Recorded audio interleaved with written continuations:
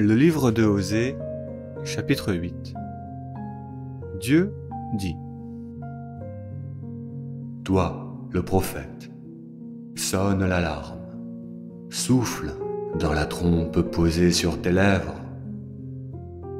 Depuis qu'ils ont transgressé mon alliance, depuis qu'ils se sont rebellés contre mes enseignements, ils sont devenus comme un rapace sur la maison de Dieu.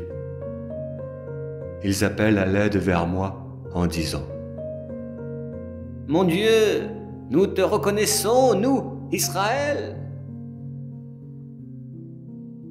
Depuis que Israël a rejeté le bien, l'ennemi le poursuit.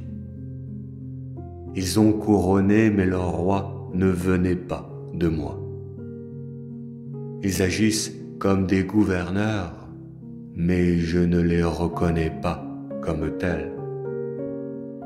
Ils ont façonné des idoles d'or et d'argent dans le but évident de me renverser.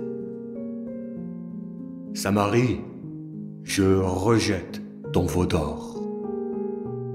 Ma colère s'enflamme contre eux, les usurpateurs. Jusqu'à quand seront-ils incapables de rester innocents? Serait-ce pour toujours? Un artisan venant de Israël façonna le veau d'or. Ce n'est ni Dieu ni les siens qui le façonnèrent, mais bien lui. En vérité, le veau d'or de Samarie sera mis en pièces, car qui sème le vent récolte la tempête. Aucun épi de blé ne grandira pour lui, et ce qui poussera ne donnera pas de farine. Et s'ils en donnaient, les étrangers la dévoreraient. Israël a été avalé. Israël a été englouti. Ils sont parmi la descendance d'Abraham comme un récipient qui n'a rien de bon en lui. Car ceux-là sont allés en Assyrie comme l'âne sauvage se sépare lui-même de son troupeau. Éphraïm se paye des courtisans, de même que les usurpateurs embauchent des courtisans parmi la descendance de Abraham. Maintenant, je vais les rassembler et ils commenceront à rapétisser à cause du tribut à payer au roi des chefs de tribu, c'est-à-dire au roi de la Syrie. Éphraïm a multiplié pour le péché les autels de sacrifice. Ils seront pour lui l'autel de son péché.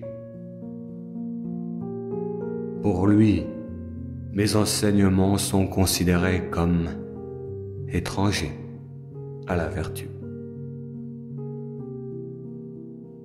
Et le prophète ajouta: Les usurpateurs offrent des sacrifices en offrande. Ils sacrifient la chair et la mangent.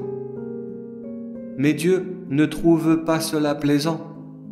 Dieu se souvient de leur dépravation, et il les punira pour leurs vices. Ils retourneront en Égypte, ils retourneront à l'esclavage. Israël a oublié son Créateur et a construit des temples pour ses idoles. Et Juda a augmenté le nombre des villes fortifiées.